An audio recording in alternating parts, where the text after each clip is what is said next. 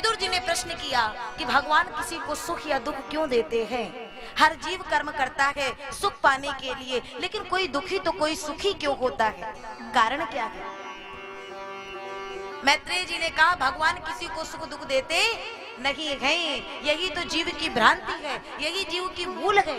काहू न को सुख दुख कर दाता, काहू न को सुख दुख कर दाता, निज कृत्य कैव भोग सब भ्राता, निज कृत्य करना भोग सब भ्राता, काहू न को सुख दुख कर दाता, काहू न को सुख दुख कर दाता, निज कृत्य कर्म भोग सब भ्राता, निज कृत्य कर्म भोग सब भ्राता।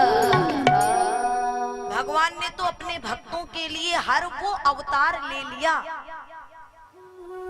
लेने योग्य भी और ना धारण करने योग्य भी। रामकृष्ण तो ठीक वामन के रूप में भी आए, नरसिंह के भी रूप में आए, वाराह के भी रूप में आए। वाराह के रूप में कैसे आए?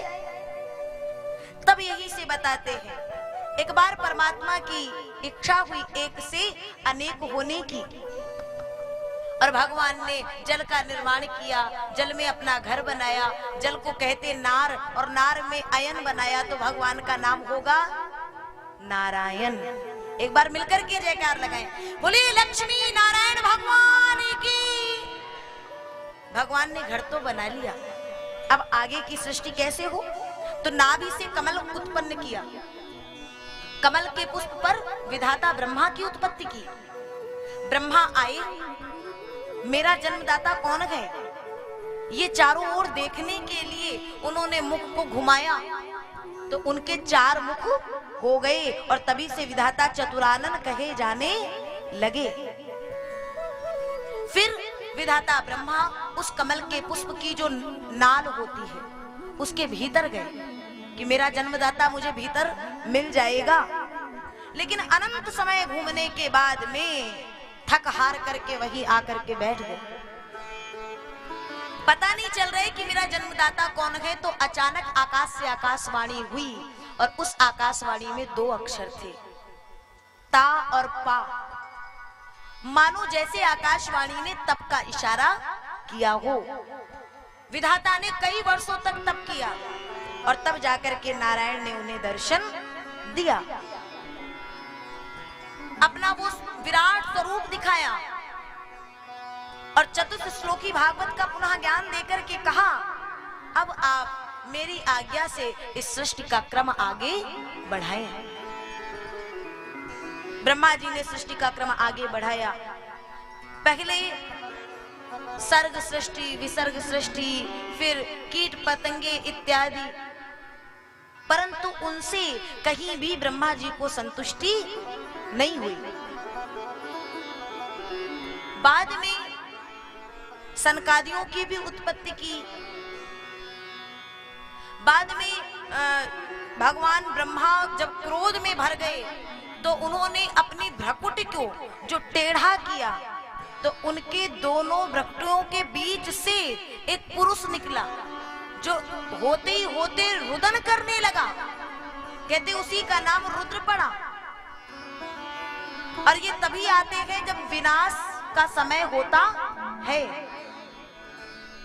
लेकिन इतना सब कर लेने के बाद भी ब्रह्मा जी ने एक बार पुनः ध्यान धरा और भगवान का स्वरूप देखा, तो ये जितने हैं वो भगवान के स्वरूप से मिलते नहीं हैं। सनकादियों को जब उत्पन्न किया और उनसे कहा आप जाइए सृष्टि करिए, तो वो तो निवृत्ति मार्ग के हैं, वो भजन के लिए आगे बढ़ गए। तब आगे 10 मानस पुत्रों की उत्पत्ति की। वशिष्ठ इत्यादि, पुलस्त इत्यादि 10 ऋषि उत्पन्न किए, और फिर आगे मनु और शत्रुपा को उत्पन्न किए।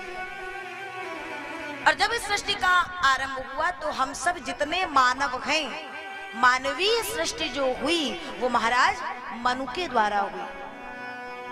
और मनु जी आए, मनु और सतरूपा जब सृष्टि करने को आगे बढ़े ना, तो ब्रह्मा जी ने कह तो दिया, लेकिन जब वो पहुंचे तो धरती तो कहीं दिख ही नहीं रही है, क्योंकि उस समय हिरण्याक्ष धरती का हरण करके ले जाता है। अब हिरण्याक्ष कहां से आया? कश्यप जी की पत्नी के दुराग्रह से उनको पता चलता है कि वो गर्भवती तो हैं, लेकिन उनके गर्भ में जो बालक पल रहे हैं वो दुराचारी और निशाचरी प्रवृत्ति के होंगे। देवी ने कई वर्षों तक उन बालकों को गर्भ में रखा, तीनों लोकों में अंधकार छाने लगा।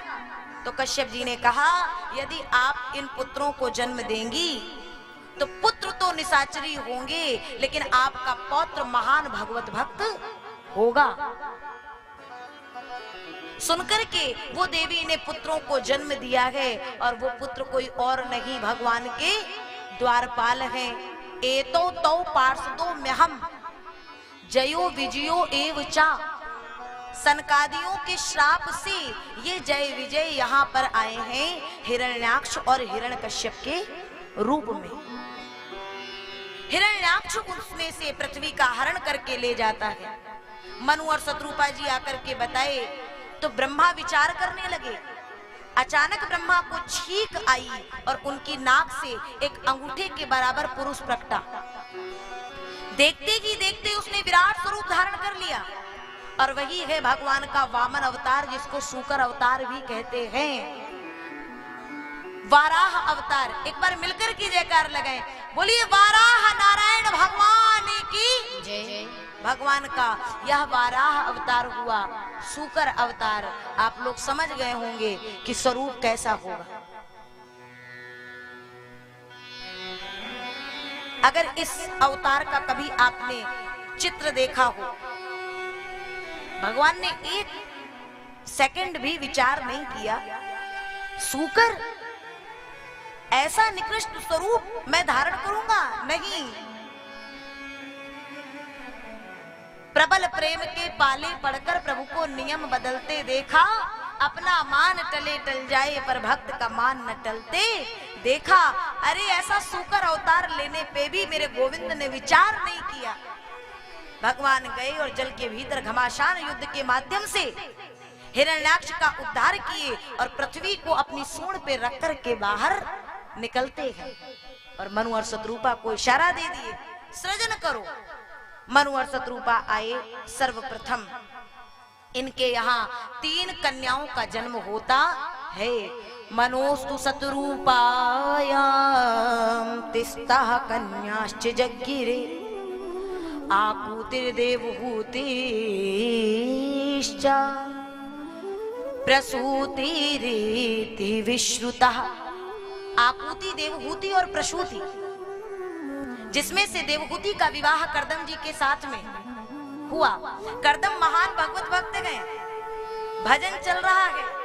एक दिन भगवान गए और नारायण जाके कहते हैं, सुनो कर्दम जी, आप हमारे बड़े भक्त हो, एक बार यदि आप विवाह कर लोगे तो मैं आपके यहाँ पुत्र बनकर के आऊंगा, क्या आप ऐसा चाहेंगे? कर्दम जी की खुशी का ठिकाना नहीं है महाराज। हाँ हाँ क्यों नहीं, तो विवाह करना होगा। कर्दम जी ने थोड़ा मुखमंडल टेढ़ा मेढ़ा किया, प्रभु विवाह करूंगा, प्रपंच में फंस जाऊंगा, आपसे दूर हो जाऊंगा। नहीं होंगे, आप विवाह करिए, मैं पुत्र बनकर के कर्दम आपके घर पे आऊंगा। अगले ही दिन कर्दम जी के पास में मनु शत्रुपा अपनी कन्या देवहूति को लेकर के आए हैं। बड़े धूमधाम से विवाह हुआ, लेकिन विवाह के बाद कर्दम को गृहस्थ आश्रम से कोई लेना देना नहीं है। सेवा करते करते देवहूति का शरीर जर्जर हो गया, वृद्धावस्था ने घेर लिया, और जब ध्यान से एक दिन जागे और देवहूति को देखे तो बड़ा कष्ट हुआ कि मैंने इसे दिया क्या। विवाहोपरांत तो एक सरोवर का निर्माण करे और देवहूति को बोले आप इसमें गोता लगाइए, और गोता लगाने के प्रभाव से क्या हुआ, देवहूति को पुनः उनकी युवानी वापस मिली। और बाद में इनके यहाँ 9 कन्याओं का अवतार होता है। करदम देवहूति बनकर के नौदा भक्त को अपने जीवन में लाओगे तो एक दिन भगवान तुम्हारे पुत्र बनकर के तुम्हारे घर में आ जाएंगे। और वही 9 प्रकार की भक्तियां आज उनके यहाँ कन्या के रूप में आई हैं। ब्रह्मा के मानस पुत्रों के माध्यम से इनका विवाह उन्हीं से संपन्न हुआ और बाद में कपिल नारायण भगवान के रूप में भगवान पुत्र बन करके आए हैं। बोलिए कपिल नारायण भगवान की जय। आज लगता है कि करदम का जीवन पूर्ण रूप से सार्थक हो गया। इतना भजन करने के बाद भगवान का जो आगमन हुआ कि मैं आऊंगा, और भगवान कभी भी किसी का उधार नहीं रखते हैं।